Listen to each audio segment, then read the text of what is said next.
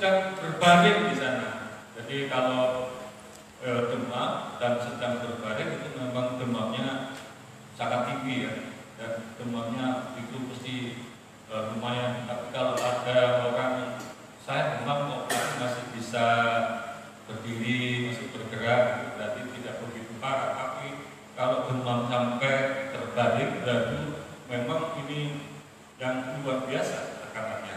Nah, saudara, kita melihat juga di Matius pasal 9 ya, Matius pasal 9 ayat 20 sampai 22. Saya tidak menjelaskan lebih mendetil dalam satu perikop itu, tapi saya ingin memberikan kepada kita bukti bahwa Yesus itu menyembuhkan perorangan. Ya, secara perorangan dia berkuasa menyembuhkan penyakit itu. Dan Matius pasal 9 ayat 20 sampai ayat 22 ya.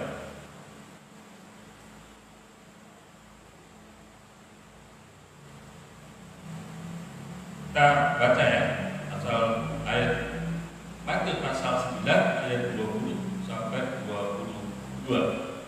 Pada waktu itu seorang perempuan yang sudah 12 tahun lamanya menderita pendarahan maju mendekati Yesus dari belakang dan menjamah jubahnya, karena katanya dalam hatinya, asal ku jamah saja jubahnya, aku akan sembuh. Dan memandang dia serta berkata, teguhkanlah hatimu, hai anakku, imanmu telah menyelamatkan engkau. Maka sejak saat itu sembuhlah perempuan itu. Nah, tapi ini juga perorangan ya, Tuhan Yesus menyebutkan secara perorangan, yaitu seorang wanita yang sudah lama sakit, dikatakan di sana 12 tahun lamanya sakit pendarahan. Nah, ini satu penyakit yang ringan tapi berat ya. Kalau ringan katakan wanita juga setiap bulan pendarahan ya.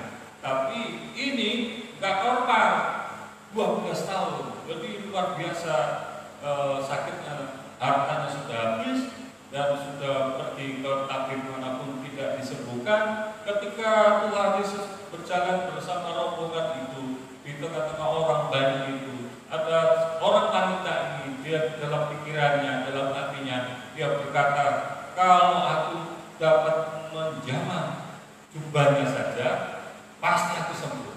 Saya bayangkan saudara, ibu ini bukan saja kesulitan untuk menjamah Yesus atau meminta tolong kepada Yesus, karena begitu banyaknya orang dalam berkerumun itu dan murid-muridnya juga di sampingnya. Dan ketika melihat itu, justru wanita ini yang sakit sudah 12 tahun itu kesempatannya sangat kecil untuk bertemu Yesus, tapi dia sungguh semangat.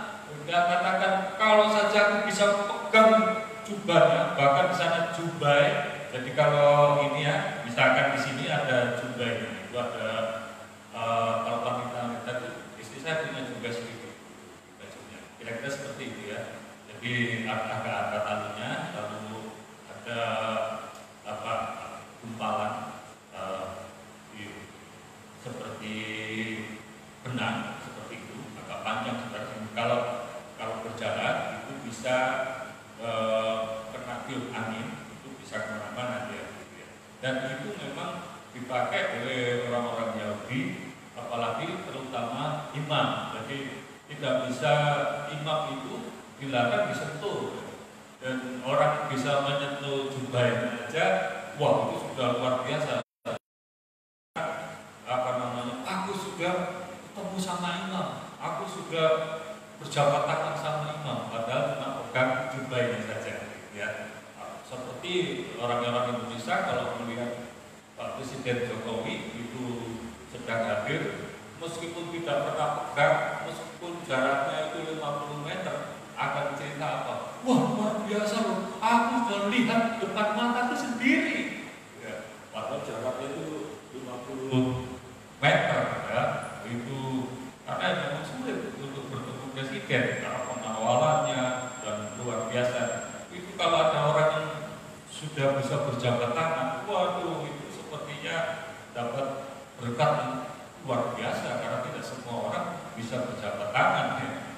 Seluruh Indonesia ini cuma ratusan orang bisa berjabat tangan. Ya. Selama dia berpuasa 5 tahun dan kemudian 5 tahun, tidak semua orang bisa berjabat tangan. Ya. Sama dengan wanita ini yang suku imannya luar biasa, tidak ada kesempatan untuk bisa berjabat tangan dengan Tuhan Yesus, tapi dia punya iman yang kuat untuk menjamah jubahnya aja, itu dia bisa sembuh. Dan ketika terasa di ayat yang lain juga, itu dikatakan bahwa Tuhan Yesus itu menoleh lalu bertanya, siapakah yang sedang menyentuhku? Karena kuasaku ada yang keluar.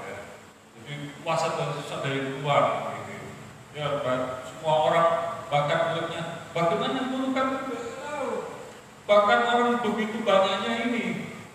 Dan wanita ini dikatakan dia bergemetar oleh karena beritanya ketahuan itu megang jubahnya itu.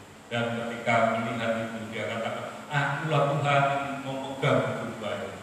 Dan saat itu Tuhan mengatakan seperti firman Tuhan ini, dia mengatakan,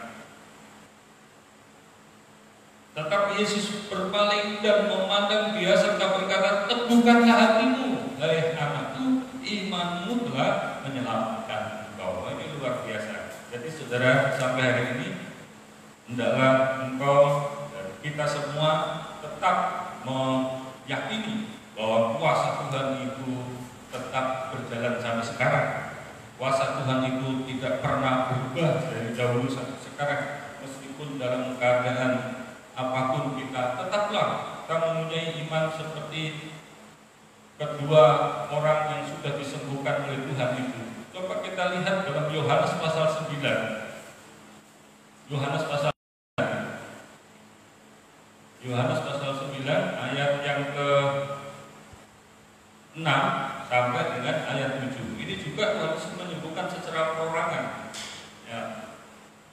Saya bacakan Yohanes pasal 9 ayat 6 sampai ayat 7. Setelah ia mengatakan semuanya itu, ia meludah ke tanah dan mengaduk ludahnya itu dengan tanah, lalu mengoleskannya pada mata orang buta tadi dan berkata kepadanya, pergilah basuhlah dirimu dalam kolam Siloam. Siloam artinya yang diutus. Maka pergilah orang itu, ia membasuh dirinya, lalu kembali dengan matanya sudah melek. Wah, luar biasa.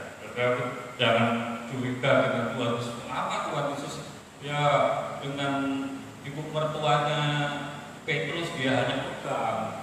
Lalu ada perempuan yang sakit, perempuan itu hanya pegang, tidak sembuh. Tapi sekarang Tuhan Yesus pakai metode yang lain. Ya, apa kalau kita melihat metodenya mungkin wah menjijikan itu. Masa menyembuhkan orang dengan mudah ya,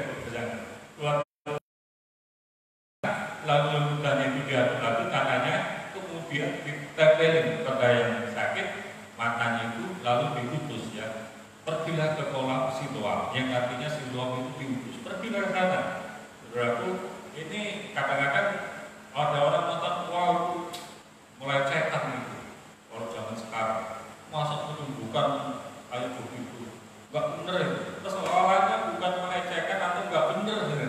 Tapi Tuhan itu ingin menunjukkan caranya dia berkuasa itu. Bukan satu, Tuhan Yesus itu bukan Tuhan yang mati, bukan Tuhan yang tidak kreatif. Tapi Yesus itu bukan saja berkuasa, tapi dia juga berkreatif. Dia berkarya, dia membuktikan kuasanya. Yang satu dipegang saja sembuh, yang lain memegang jubahnya juga sembuh. Tapi sekarang Yesus itu hanya mengolesi lidahnya dengan tangan dan ditaruh di matanya sembuh. Ya. Jadi bukan masalah menghina atau tidak, bukan. Tapi Tuhan ingin menunjukkan dia berkuasa.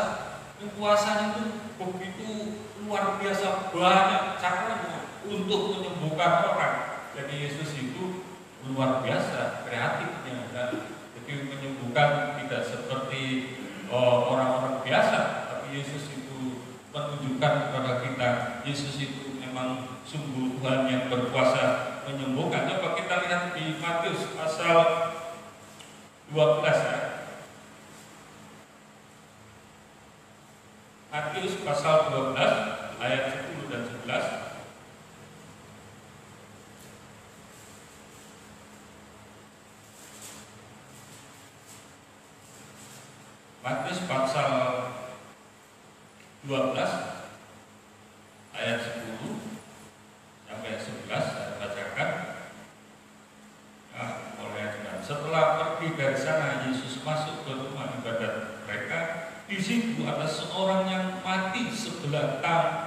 tangannya. Mereka bertanya kepadanya, bolehkah menyembuhkan orang pada hari Sabat? Maksud mereka ialah supaya dapat mempersalahkan dia. Tetapi Yesus berkata kepada mereka, jika seorang dari antara kamu mempunyai seekor domba dan domba itu terjatuh ke dalam lubang pada hari Sabat, tidakkah ia akan menangkapnya dan mengeluarkannya? Bukankah manusia jauh lebih berhak domba? Karena itu boleh berbuat baik pada hari Sabat. Lalu kata Yesus kepada orang itu, ulurkanlah tanganmu. Dan dia mengulurkannya, maka pulihlah tangannya itu dan menjadi sehat seperti tangannya yang lain. Ya, tahu ini caranya beda ya. Tuhan mengatakan ketika pada hari Sabat banyak orang protes, wah hari Sabat untuk bekerja, hari Sabat tidak boleh bekerja, untuk menyembuhkan orang aja juga tidak boleh. Itu jawaban itu. Dan sampai sekarang juga banyak orang yang berdebat di WA, saya lihat dia mengatakan ini Tuhan Yesus mengatakan bahwa mengajarkan hukum Taurat, dia datang bukan untuk mentiadakan tapi menggenapi hukum Taurat.